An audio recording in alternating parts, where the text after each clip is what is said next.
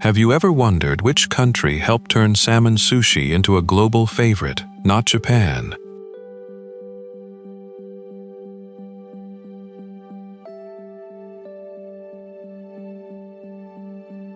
Which country knighted a king penguin and made it an official military mascot, and it's also the country that has won the most Winter Olympic medals?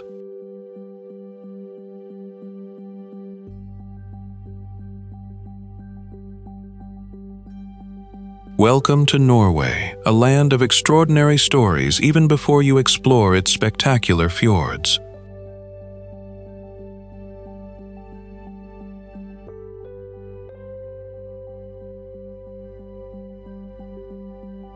Most people know Norway for its brave Vikings, majestic landscapes, and the magical Arctic sky illuminated by the aurora borealis.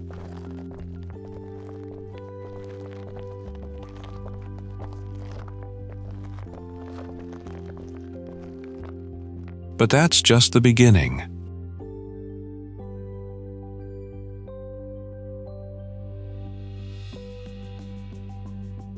Every destination offers a different story, where dramatic landscapes, fascinating history, and timeless culture come together in unforgettable ways.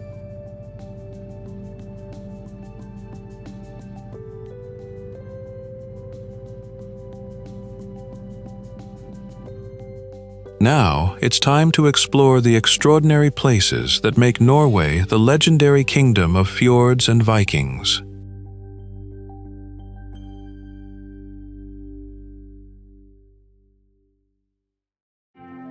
Our journey begins here at Geirangerfjord, often called the most beautiful fjord in Norway.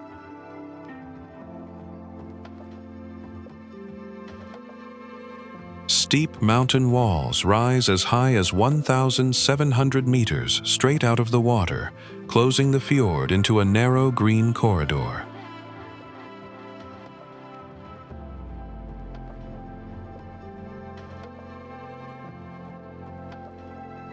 It runs just 15 kilometers from end to end, yet the water underneath drops to 260 meters at its deepest point.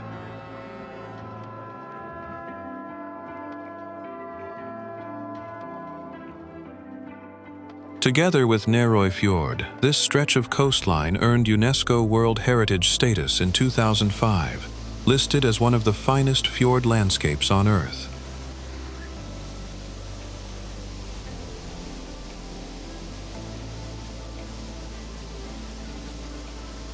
On the north wall, 7 separate streams pour off the same ridge, dropping 410 meters in total as the Seven Sisters.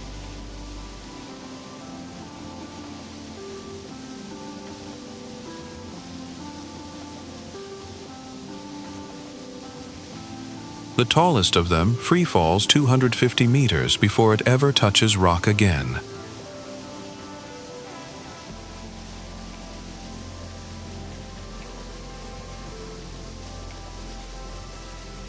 Directly across the water, a lone waterfall called the Suter answers back.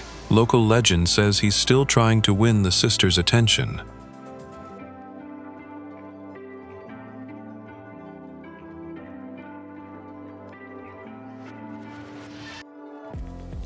At the head of the fjord, the village of Geiranger sits on a strip of flat farmland squeezed between the cliffs and the shoreline.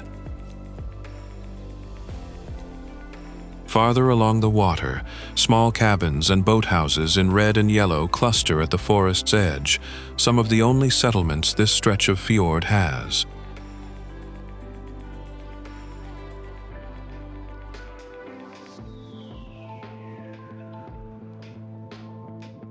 Around 800,000 people visit Geirangerfjord every year, and roughly 2 in 5 arrive by cruise ship.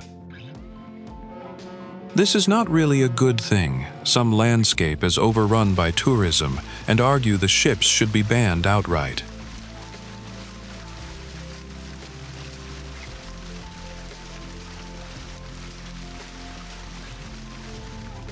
Norway has already begun requiring zero-emission technology for smaller vessels here, a rule that will extend to the largest cruise ships by 2032.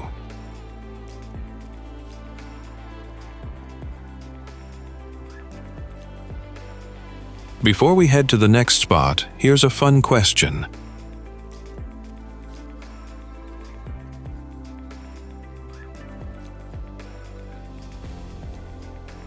Which famous people are most closely associated with Norway's history?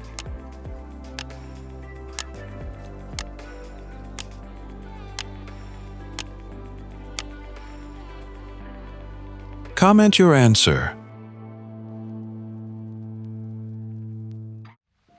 Preikestolen hides behind cloud one moment, then opens into a straight 604-meter drop into Lofoten the next.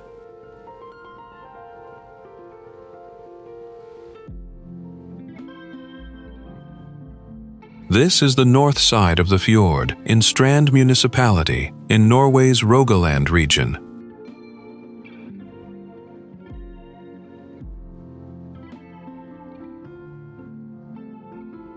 The plateau on top is almost perfectly flat, about 25 by 25 meters, like a stone table set above the water.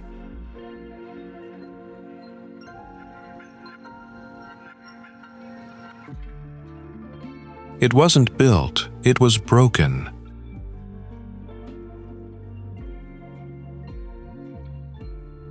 Around 10,000 years ago, meltwater from the retreating glacier seeped into cracks in the rock, froze, and split away massive angular blocks, and that fracture is what gives the plateau its sharp, squared edges.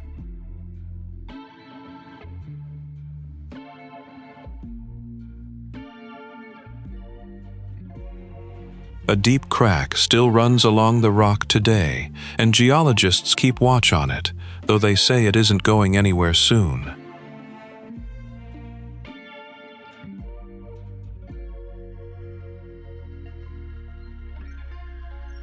There's no railing up here, no fence at the edge. Norwegian authorities decided long ago that fencing off the site would take something away from it.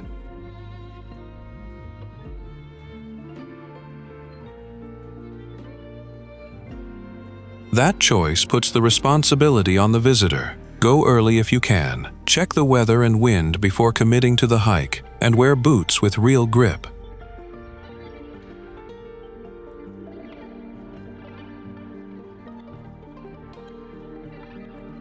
The granite gets slick fast once it's wet.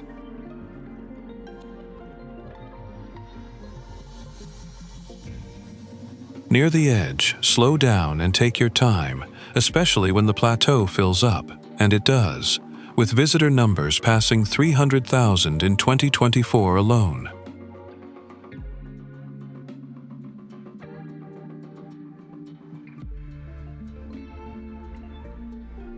Beyond the rock, the fjord stretches out, flanked by peaks that climb past 800 meters, part of the wider Ryfylke landscape.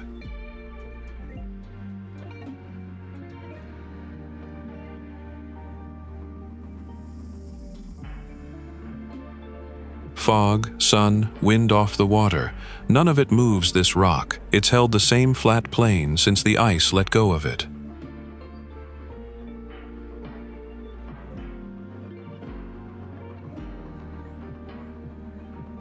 Don't forget to subscribe for more amazing destinations and unforgettable journeys. Long before anyone ever stood here to look at it, ice was already doing the work, grinding slowly through solid granite for thousands of years until it left this narrow ledge suspended in open air, with nothing beneath it but the valley. Trolltunga rests at 1,126 meters above sea level, tucked into Norway's Vestland County, on the western edge of the Hardangervidda plateau, far from any road and reachable only on foot.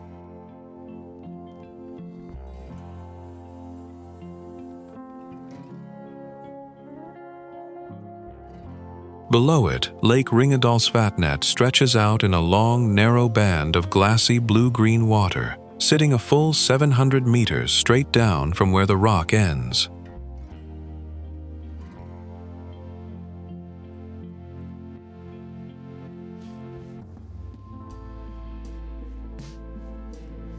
The tongue of stone doesn't lean against the mountain or rest on any visible support. It simply extends outward, flat and thin, as if the cliff had been cut short before it was finished.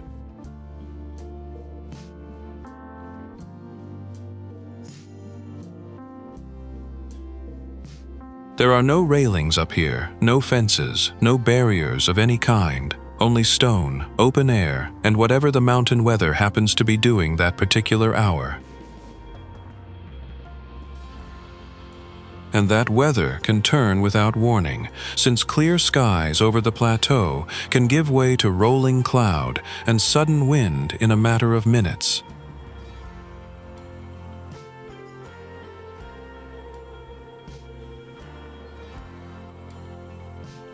Along the approach, streams cut steadily through the high plateau, spilling over broad slabs of rock that centuries of running water have worn smooth and pale.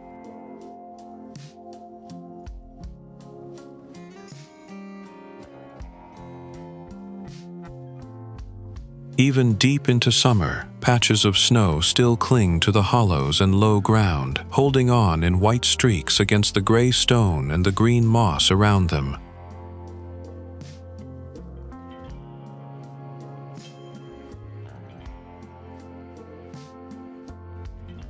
According to local legend, a troll once mocked the sun one time too many, and the sun answered by turning him to stone.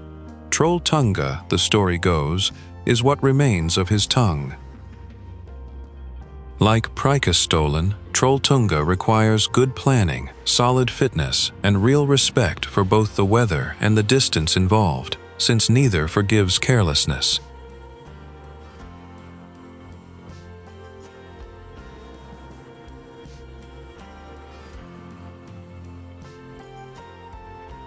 The full round trip from the Skjeggedal trailhead covers roughly 27 kilometers and around 800 meters of elevation gain, enough to fill most of a full day on the trail.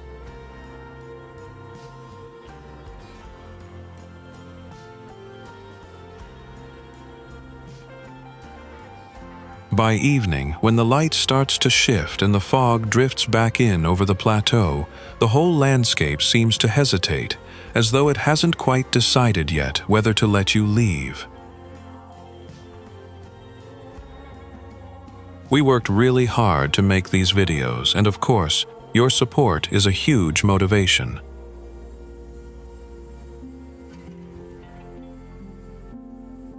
If you love us, you can scan the QR code here to buy us a cup of coffee. Now let's take a look at one of the most beautiful island archipelagos in the world, the Lofoten Islands.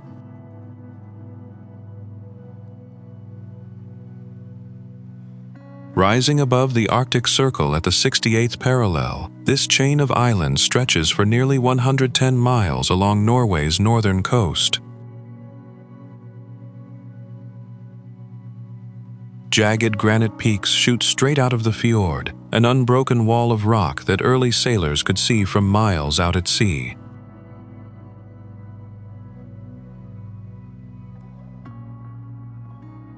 Beneath them, small villages cling to narrow strips of land, red cabins bright against dark stone and blue water.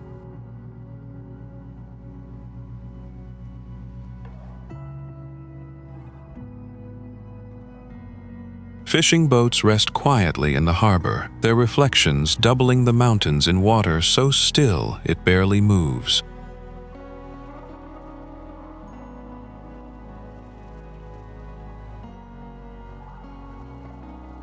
For more than 1,000 years, cod has drawn people here, and the rorbu, cabins built half on land, half on poles over the sea, still line these shores.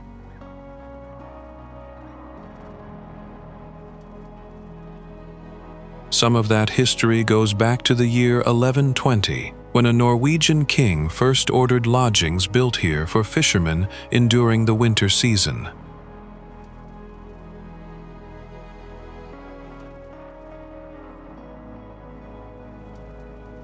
Bridges stitch the small islands together, roads curving over the fjord as if unsure whether they belong to the land or the water.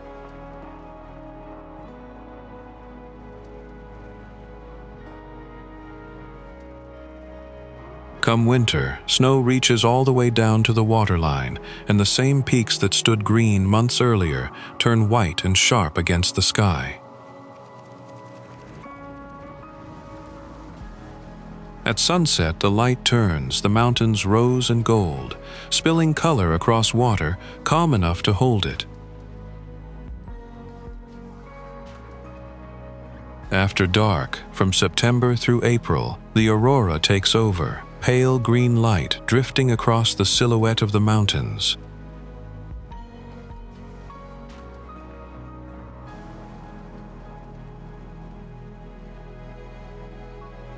Down below, village lights flicker along the water, small and steady beneath a sky that never quite settles.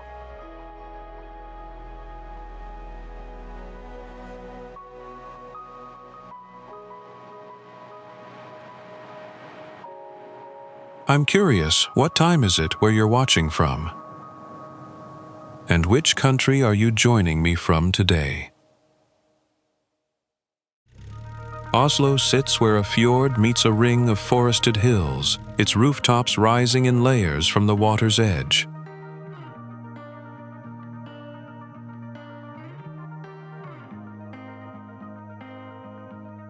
From above, the city spreads out in a patchwork of apartment blocks and old brick facades, with islands scattered further out in the fjord.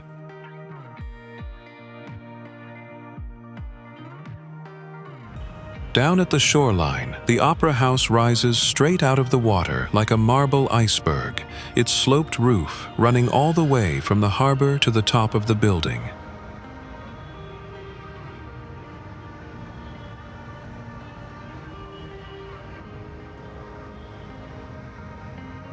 Clad in Italian marble and Norwegian granite, that roof turns into an open public plaza with views back across the fjord.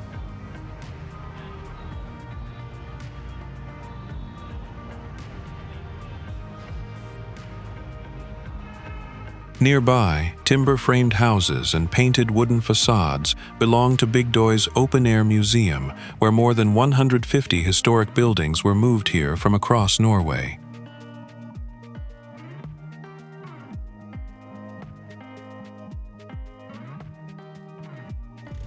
Along the harbor, the water gathers sailboats, ferries, and a tall-masted wooden ship anchored just off the quay.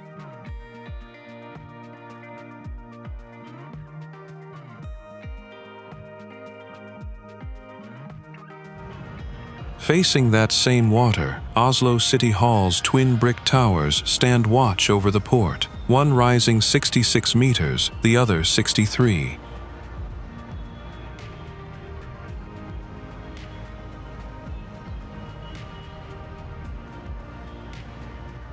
Finished in 1950 after nearly 2 decades of delay, the building has hosted the Nobel Peace Prize ceremony here every December since 1990.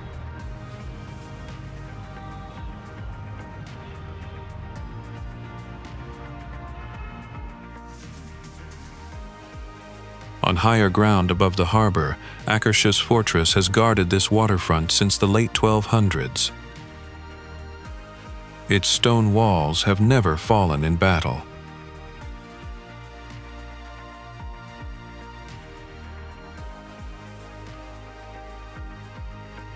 Back in the city center, Karl Johans Gate runs in a straight line from the train station to the Royal Palace, passing Oslo Cathedral along the way. The cathedral has stood on that same street since 1697, its dome and spires marking the middle of Oslo's oldest route.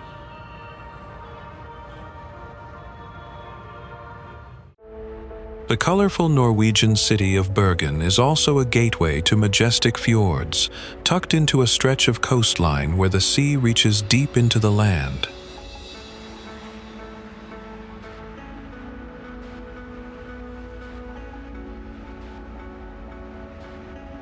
From above, the harbor curves inward between forested peaks, the city spilling down toward the water in every direction, rooftops and inlets overlapping until it's hard to tell where the town ends and the fjord begins.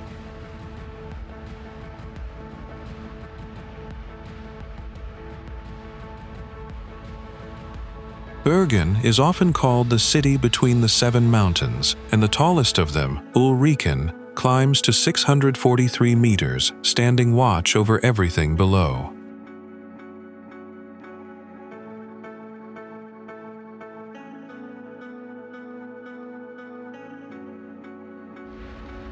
Low cloud has a habit of settling into these valleys, wrapping the surrounding hillsides in a soft gray haze that can linger for hours before it lifts.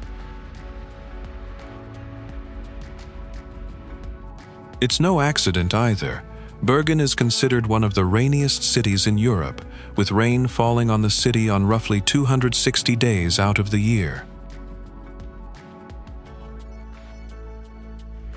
Right along the harbor's edge stands Bergen, a row of pointed wooden facades in ochre, red, and white, leaning gently into each other after centuries of settling.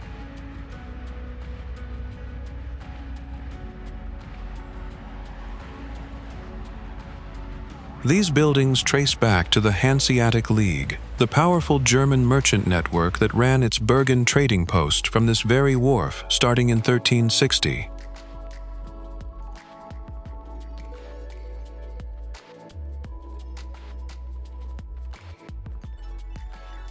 Fire has swept through the district more than once over the centuries, most recently in 1955, and yet 58 of these original wooden warehouses are still standing today. Since 1979, Bergen has carried UNESCO World Heritage status, making it one of the very first sites in Norway to earn that recognition. Sailboats and small yachts now drift through the same waters where merchant ships once arrived, loaded with dried fish and grain from across the north.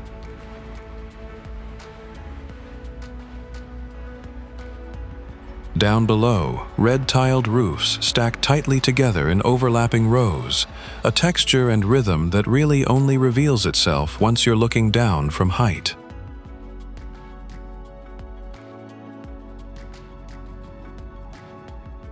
And even now, centuries later, the harbor still delivers what it always has: fresh Nordic seafood, pulled straight from the cold water just outside the city.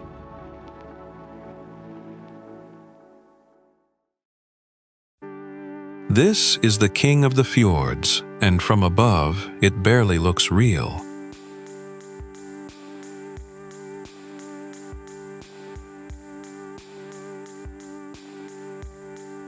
Sognefjord cuts 205 kilometers into the Norwegian coastline, the longest fjord in the country and the second longest on Earth.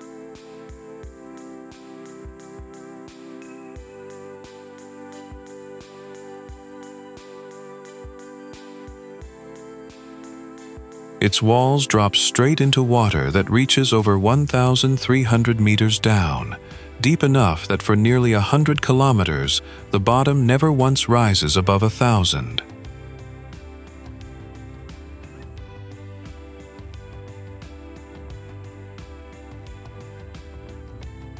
One arm bends inland toward Ireland, narrowing to less than 2 kilometers wide, squeezed between slopes that climb 1,800 meters overhead.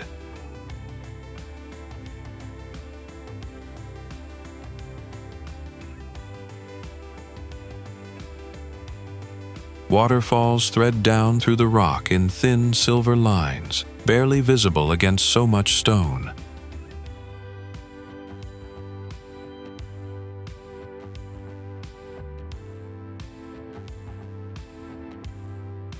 Some mornings, cloud settles low in the valley, sitting just above the water like a lid that hasn't lifted yet.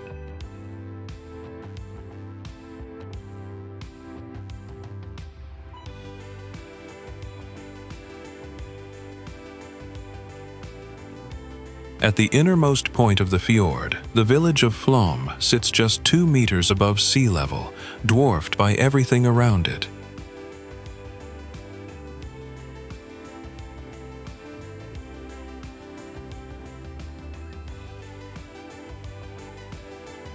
From there, a railway climbs to 867 meters in only 20 kilometers, one of the steepest stretches of track on the continent.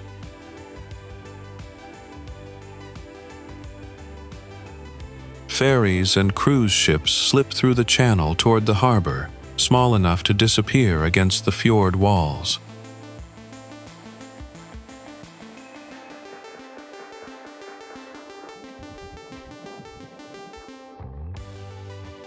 Around the next bend, Sognefjord narrows to just 250 meters at its tightest point, a UNESCO World Heritage Site carved by the same ice.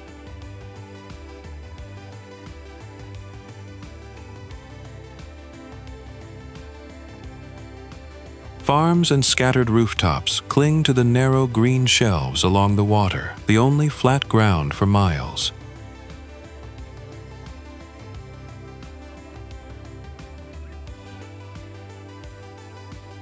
Sognefjord doesn't announce its scale. It just keeps going, kilometer after kilometer, until the numbers stop feeling real.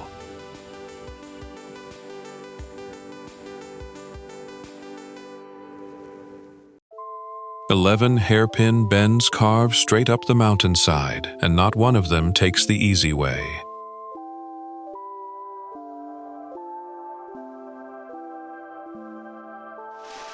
This is Trollstigen, the Troll's Ladder, cut into the steep rock walls of Romsdalen in western Norway.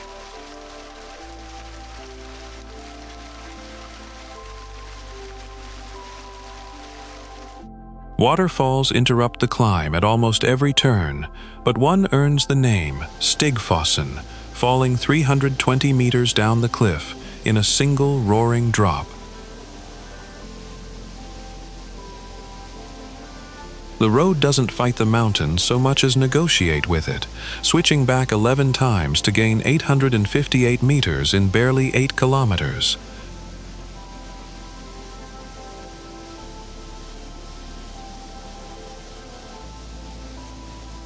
It took 8 years to blast through that rock, mostly by hand, crowbars, dynamite, and wheelbarrows instead of machines.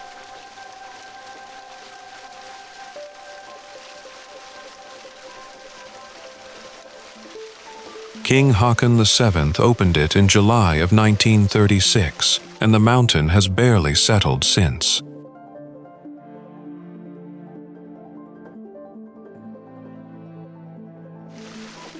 Snow lingers into summer up here.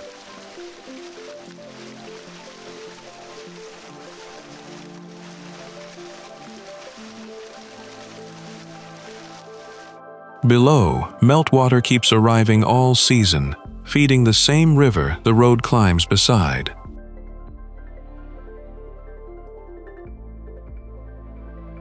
At the top, the ground finally levels into a plateau ringed by 3 peaks locals call the King, the Queen, and the Bishop.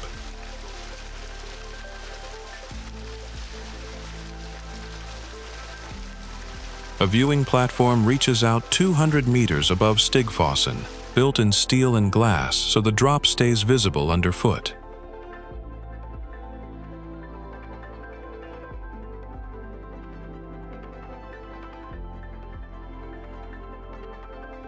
Even the pools beside it are engineered, angled thresholds designed to slow floodwater before it reaches the buildings below.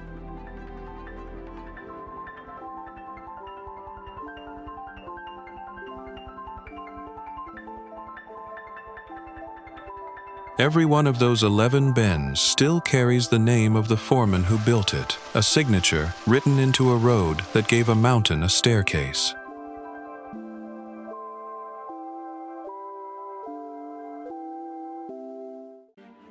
Norway's Atlantic Road stretches just 8.3 kilometers, and yet almost every one of those kilometers runs directly over open ocean instead of solid ground.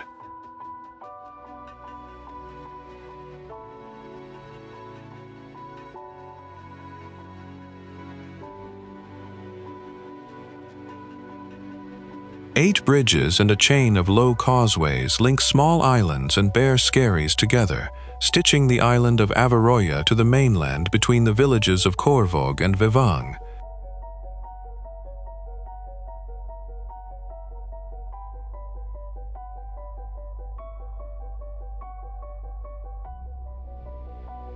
The road runs through Jostedalsbreen, an exposed, unsheltered stretch of the Norwegian Sea where there is nothing on either side to slow down the wind or break the force of the waves.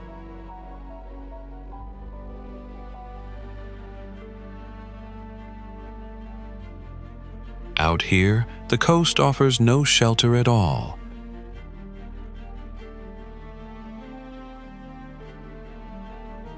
The most famous crossing is Storseisundet Bridge, a curving 260-meter cantilever structure that climbs to 23 meters above the water at its highest point.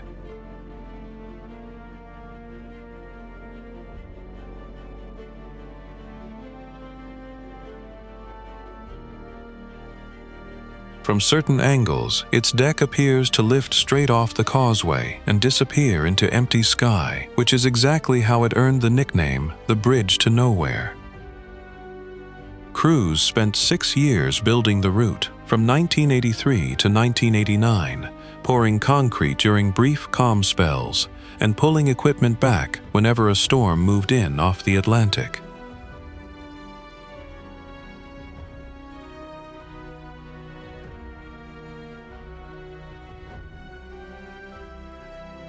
In September 2005, Norwegians voted the finished road their construction of the century, recognizing the difficulty of building it as much as its final shape.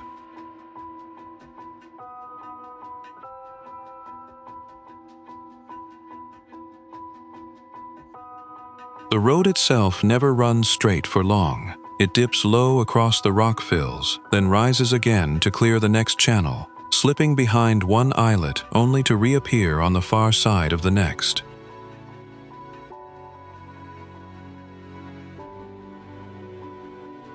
It feels like a road built for a coastline that refuses to hold still.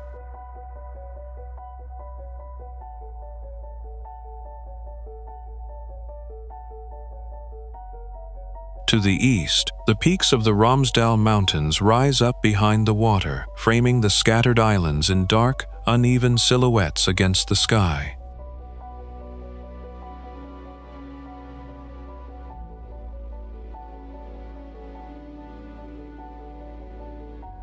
The toll that helped pay for it all was lifted in June 1999, once the construction costs were recovered, but the road itself has never stopped.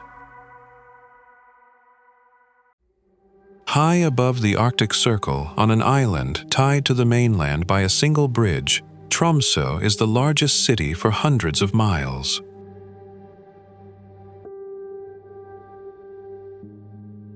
Warm currents off the Gulf Stream keep these waters milder than anywhere else this far north.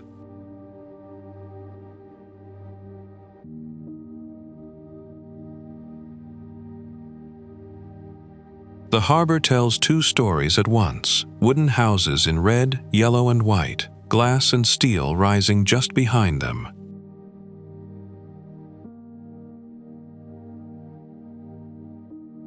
Some of those wooden houses date back to 1789, among the oldest in northern Norway.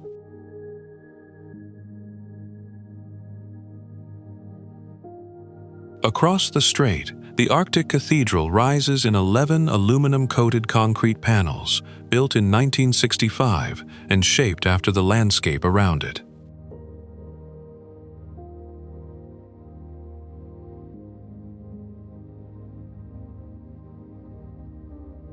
Two months of sun, 2 months of night.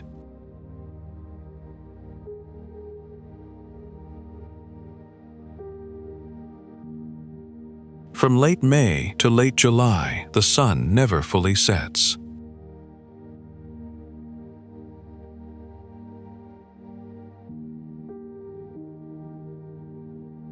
In winter, the sky turns over completely, and Tromsø becomes one of the best places on Earth to watch the aurora move above the water.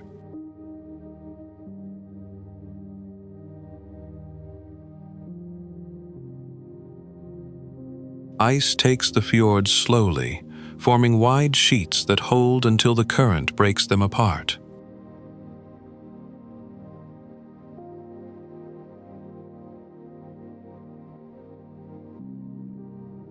same city.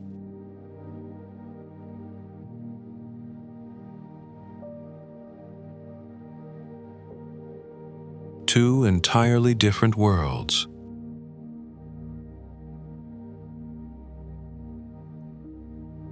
Weather here shifts fast, so dress in layers, windproof, waterproof, with boots that leave room for warm socks.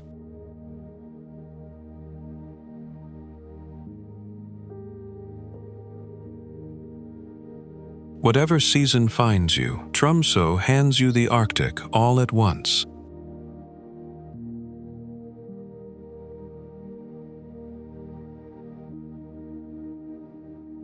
This information was compiled from multiple sources.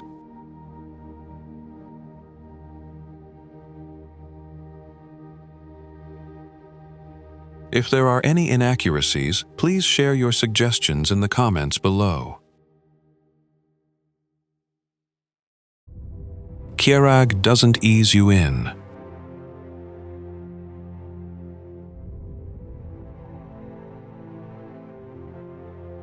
The northern face doesn't slope, it drops, almost straight down, nearly a kilometer to the fjord below.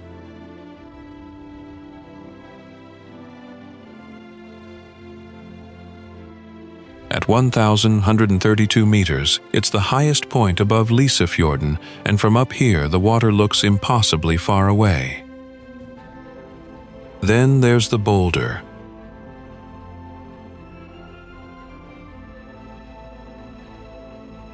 Wedged into a crevice near the summit, a 5 cubic meter rock has sat here since a glacier left it thousands of years ago, held in place by nothing but its own shape.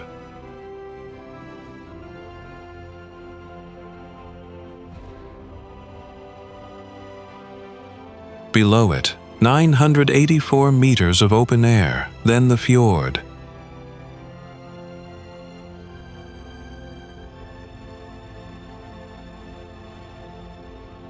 Fog drifts through the gap in the rock like it's looking for a way through.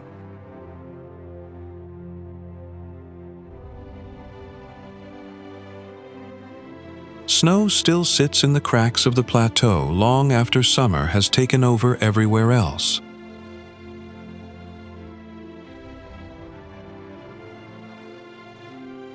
The rock underfoot is scarred with long, dark streaks, evidence of water and time, working the granite for thousands of years.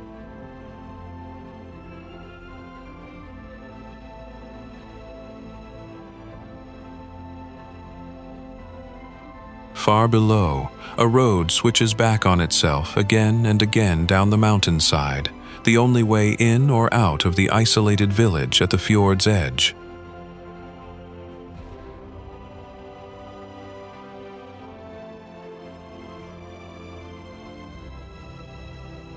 Nothing about this place moves fast, not the granite, not the glacier that left the boulder behind, not the 1,000 meters between the plateau and the water.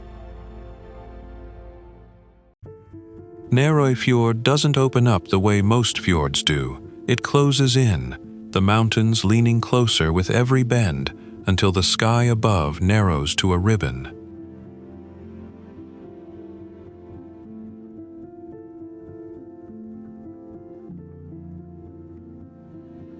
This arm of the Sognefjord tightens to just 250 meters across at its narrowest point, with rock walls climbing more than 1,400 meters almost straight out of the water, no gentle slope to soften the scale.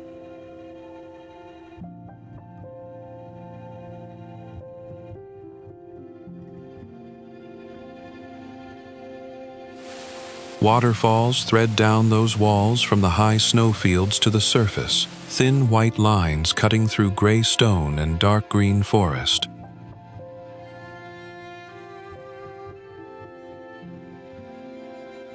There's no road built along its length, and there never has been.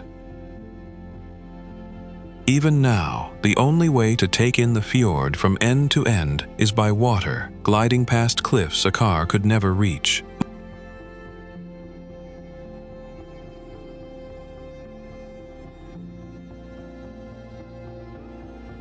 Small farms sit tucked into pockets on the mountainsides, held there by nothing but tradition, reachable by boat and little else even today.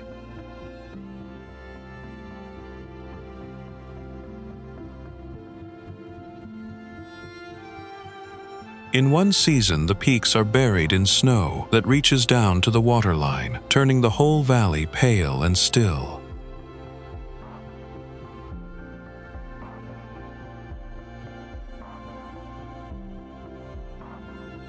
In another, the same slopes are covered in a deep, saturated green, as if the mountain had been repainted overnight.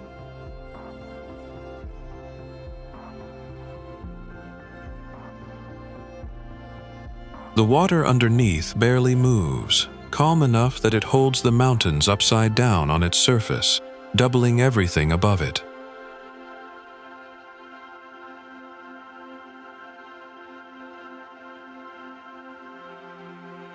About 18 kilometers along, the fjord finally comes to rest at Gudvangen, a small settlement folded into the base of the mountains where the walls pull back just enough to let a village exist.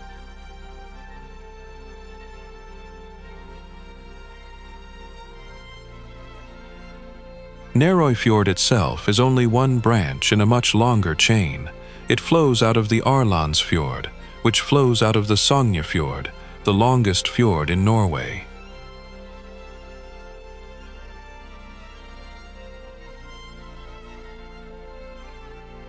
Together with Geirangerfjord, further north, it was named a UNESCO World Heritage Site in 2005, the two of them standing in for what a fjord landscape is supposed to look like at its most extreme.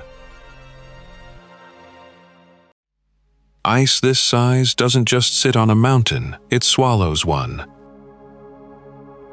Jostedalsbreen is the largest glacier on mainland Europe, a single ice cap spread across more than 480 square kilometers, thick enough in places to bury a 200-meter building.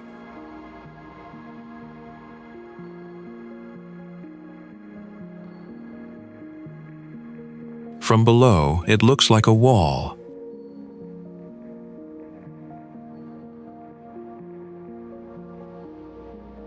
From above, it looks like weather that never moves on.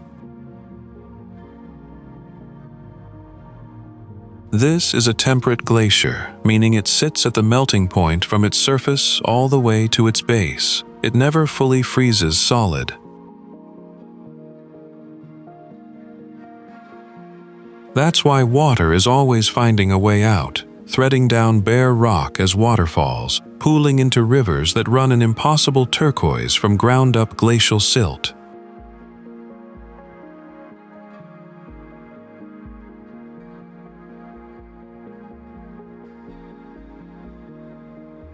The ice doesn't end cleanly.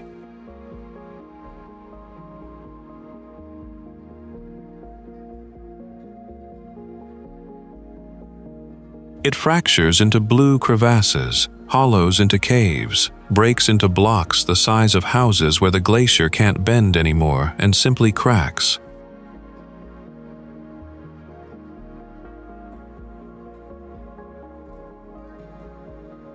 Fog rolls over the surrounding peaks like it's trying to hide how big the ice field really is.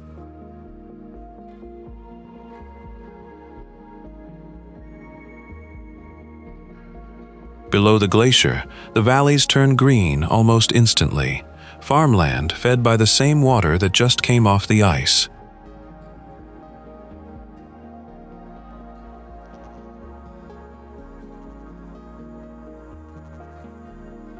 Branches of Jostedalsbreen reach into these valleys under names of their own, Nigardsbreen and Boyabreen among them, each one a separate tongue of the same frozen mass.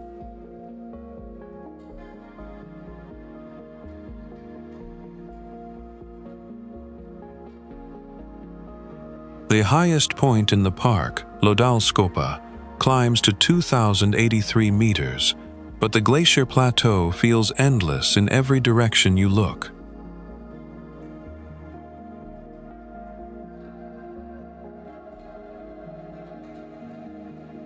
It stretches over 60 kilometers between two of the longest fjords on Earth, the Sognefjord and the Nordfjord, as if the ice itself is what's holding the land apart.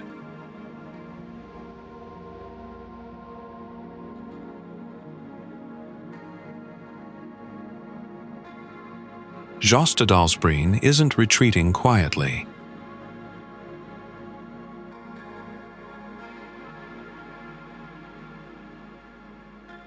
It's still moving, still cracking, still deciding, meter by meter, what this landscape becomes next.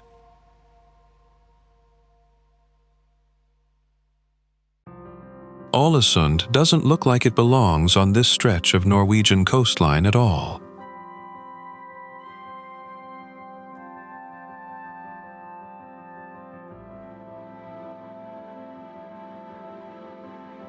Pastel towers, turrets, wrought iron balconies, and stone facades crowd shoulder to shoulder along the water, closer in spirit to Prague or Brussels than to anywhere else in Norway.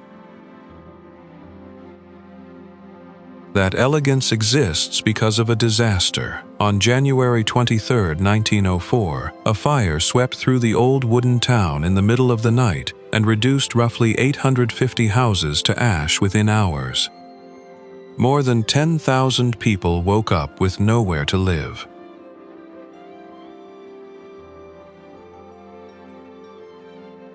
What replaced the wreckage, raised in stone and brick over the following 3 years, became one of the most complete and unbroken Art Nouveau townscapes anywhere in Europe.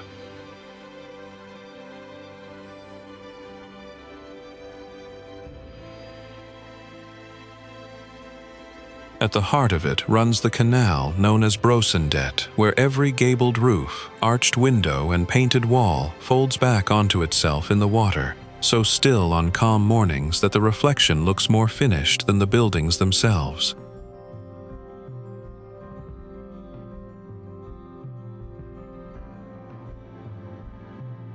From street level, the town feels intimate and enclosed, but climb the 418 stone steps up Mount Axla, and it opens into something else entirely. The streets and harbor unfolding below across 7 islands, stitched together by narrow channels of water.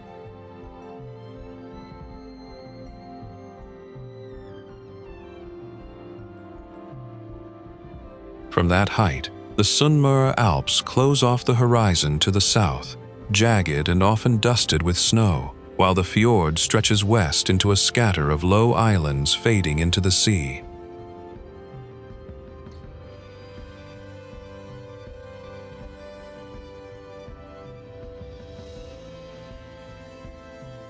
As the day empties out, the harbor shifts from gold to deep blue to a scatter of lights on black water, the town's outline surviving in reflection long after the color is gone.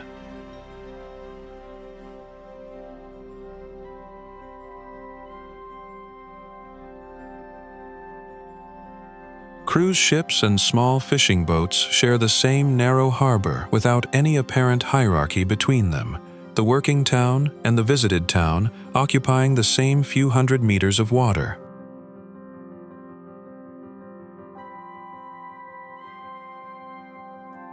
And on clear nights through the darker months, when conditions line up just right, the aurora borealis reaches this far south, moving green and slow above rooftops that, by any reasonable measure, should not still be standing, and yet are.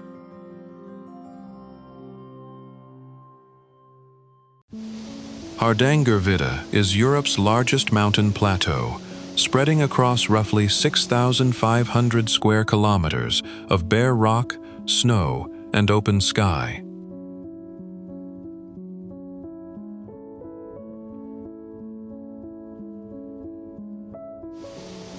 At its edges, cliffs drop away into deep valleys, and near the western rim sits Hardangerfjord, one of Norway's largest glaciers, its ice reaching past 1,800 meters.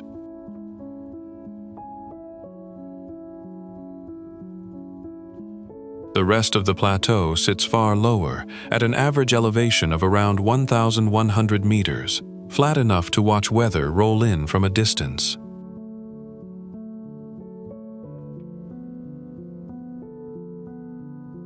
Thousands of lakes are scattered across the highlands, some so still they erase the line between water and sky.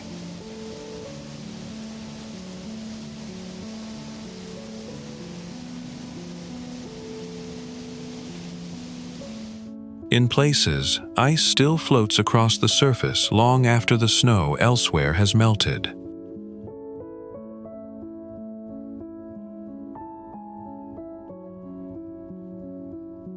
Even in summer, patches of snow cling to the higher ground, and the nights here can turn cold and windy without warning.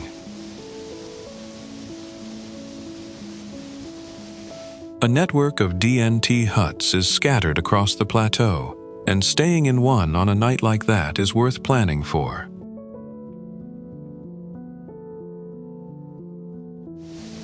Cracks in the plateau's western edge send water falling straight into the valleys below.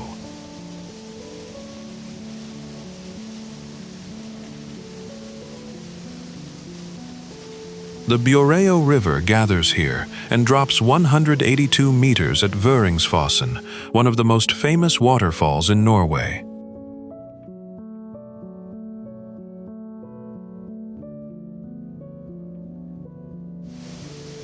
A steel bridge just 47 meters long, with 99 steps, now crosses directly above that drop, built in 2020 as a new way to take in the fall.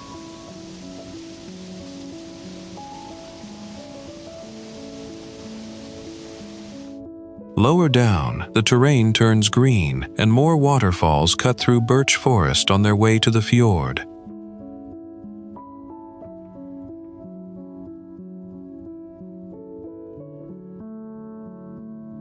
Hardangervidda wasn't built to impress.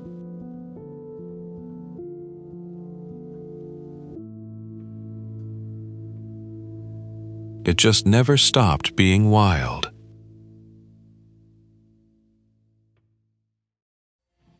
Under 300 people actually live in Reine year-round, and somehow this one small fishing village, barely a dot on the map, became the single image most people picture when they think of Norway.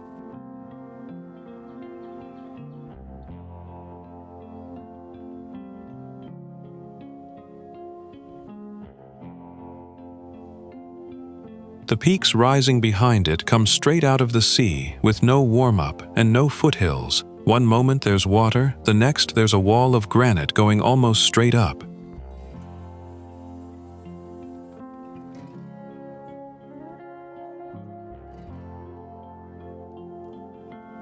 In summer, those same slopes soften into green, moss, and low grass, climbing as high as the bare rock will let them before the stone just takes over.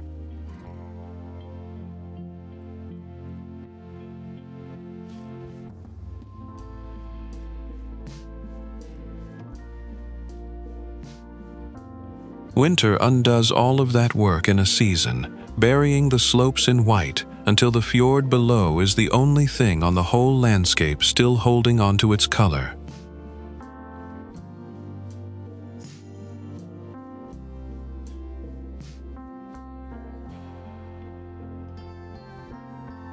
Reine has been a trading post since 1743, and for most of the centuries since, its entire economy has come down to one thing: cod, pulled out of these cold waters and dried on racks along the shore.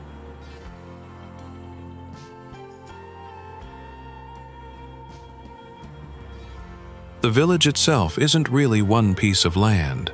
It's a small chain of islands, stitched together by bridges and a single narrow road that's the only way in or out.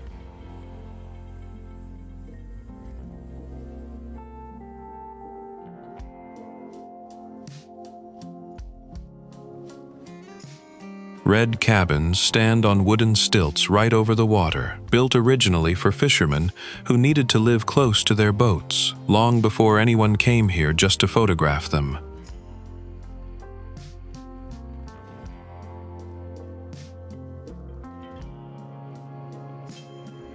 Starting in late September, once the dark returns, the sky above Reine turns green and violet as the northern lights move slowly through the long Arctic winter nights.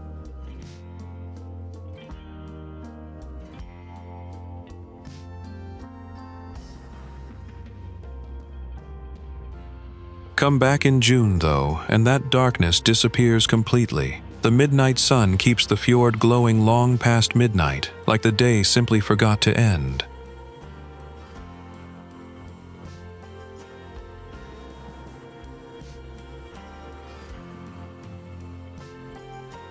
Hike up into the mountains above the village, and a lake appears out of nowhere, tucked inside a hidden bowl of rock, invisible right up until you're standing directly over it.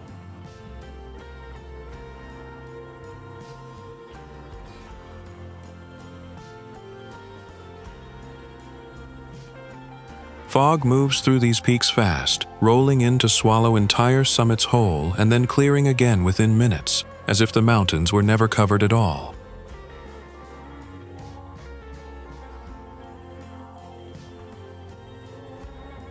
Same water, same handful of houses standing on stilts, whether it's deep winter, the height of summer, or just the hour after sunset, rain somehow never looks like the same place twice.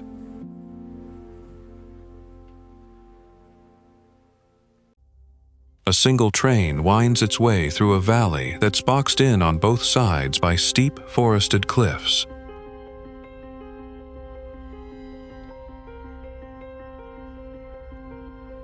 This is Flåm, sitting at the innermost curve of the Geirangerfjord, at the point where the water finally runs out of room and the mountains simply take over.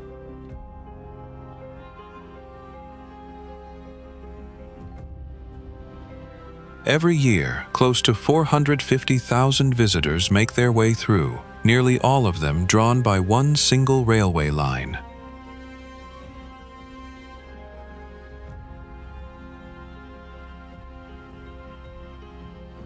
The Flåm line climbs 866 meters in elevation over just 20.2 kilometers of track, which makes it the steepest standard gauge railway anywhere in Europe.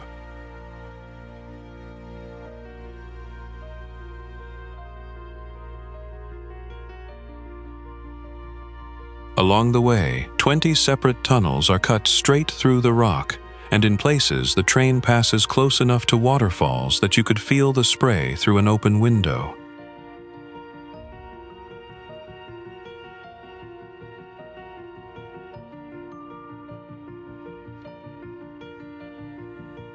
Down on the valley floor, the river Flåmselvi carves a straight green channel through the fields before it finally empties into the fjord.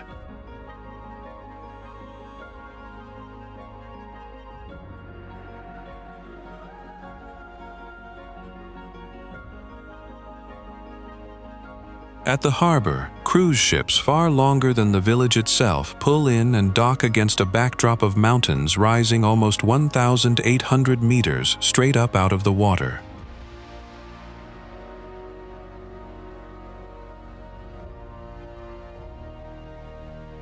Around 160 of those ships arrive here over the course of a single year.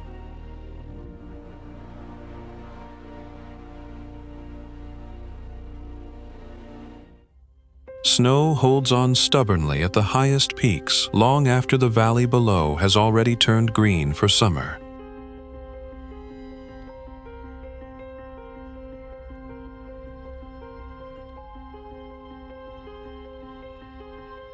On some mornings, a thick mist rolls down through the mountains and is gone again by afternoon.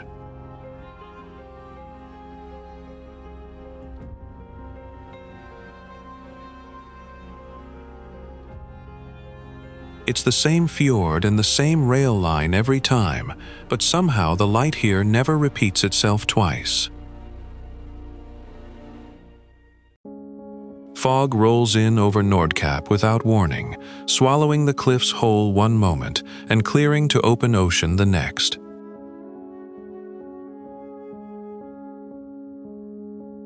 This is the edge of continental Europe. A wall of rock that drops 307 meters straight down into the Barents Sea.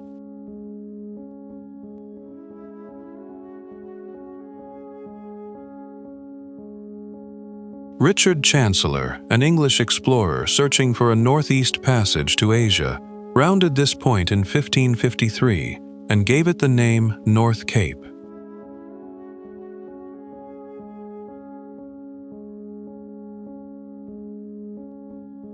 Nordkapp is often called the northernmost point of Europe, though the neighboring point of Knivskelodden actually reaches nearly 1.5 miles farther north.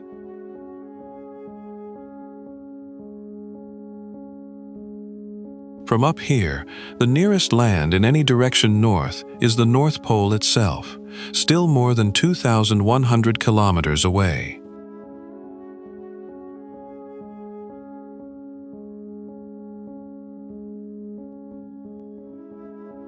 The steel globe standing at the cliff's edge was raised in 1978, and it's become the one image everyone associates with this place.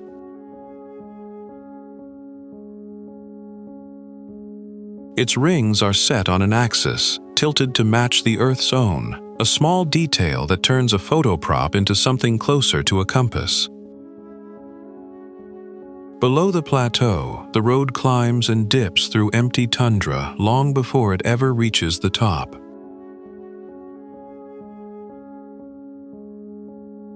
Nordkapp Hall, built into the rock in 1988, holds a cafe, a post office, and a cinema, proof that people built for permanence at what still feels like the end of the road.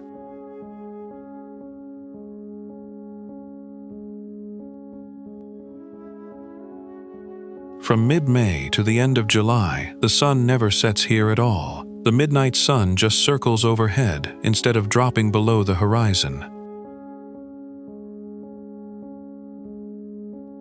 Come back in winter and the sky flips entirely. The polar night takes over, and on a clear night, the northern lights can move across it, a sight people who've stood at the top of Europe don't forget.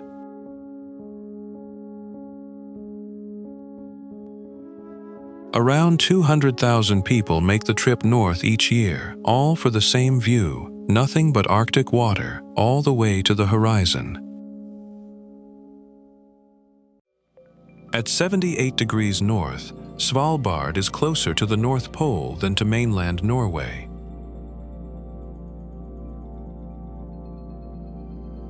From the air, the coastline unfolds as one long, unbroken edge between dark tundra and pale water.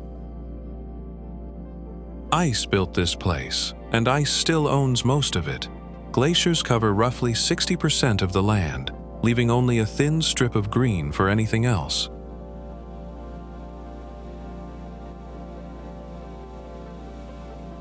Where the glaciers meet the sea, they don't stop quietly. They break apart into icebergs that drift for days in fjords this still. Longyearbyen sits tucked into that landscape, its red and mustard yellow buildings the only real color for miles.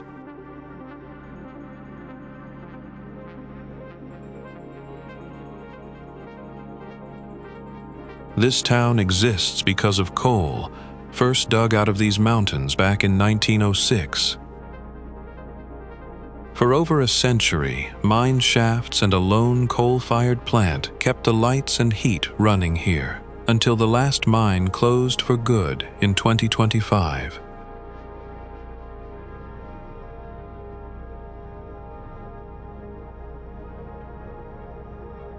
Now the settlement runs on something newer, but the old mining towers still stand over it like markers of what came before.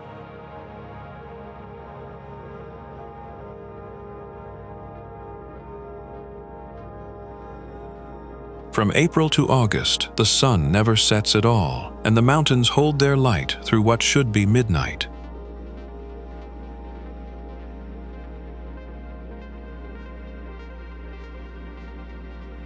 Then, by November, that light disappears entirely, for over 2 months straight.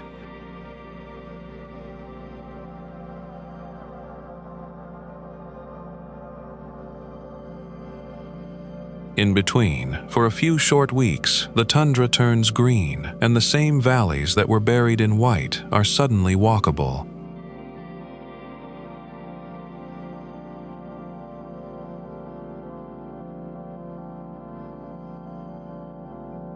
Svalbard doesn't really have seasons so much as extremes, and everything here, the ice, the light, the town itself, exists because it learned to hold on between them.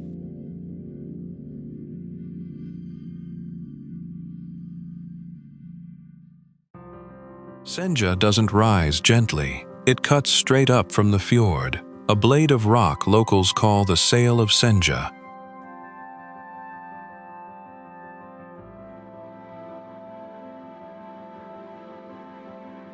At 639 meters, it isn't the tallest peak on the island, but no other summit holds a shape like this.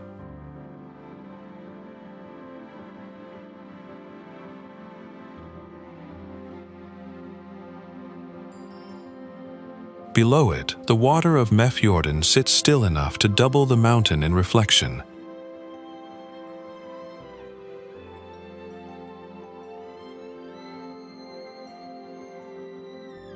Further inland, Senja's highest point climbs past 1,000 meters, its upper slopes holding snow long after the valleys have gone green.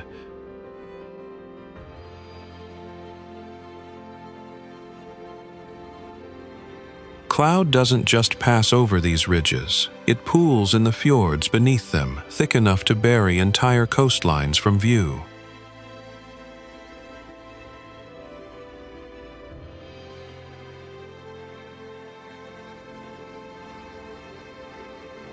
Then it burns off, and the same landscape reappears, sharper than before, as if it had been hiding on purpose.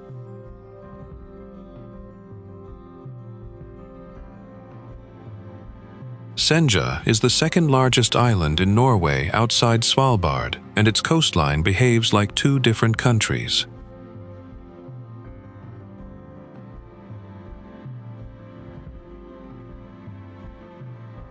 The outer, western side faces the open Atlantic, bare rock, exposed ridgelines, nothing softening the wind.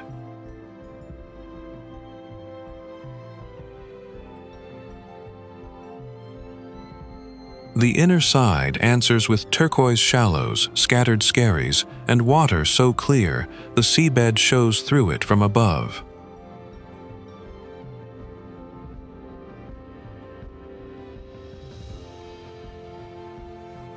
Small fishing villages sit wherever the coast allows a foothold, tucked into bays between cliffs that don't leave much else to build on.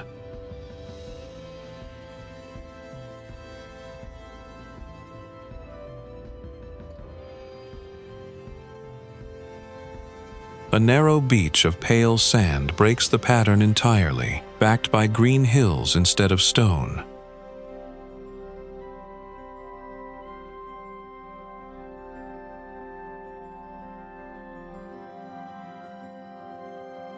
Whatever the light does here, fog, sunset, or clear blue, Senja rearranges itself and looks like a different island each time.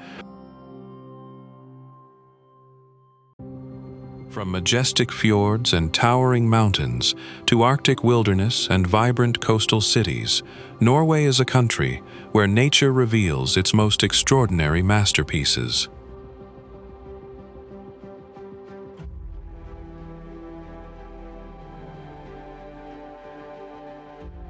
Each destination tells a different story, shaped by ancient glaciers, Viking heritage, and the enduring spirit of the North.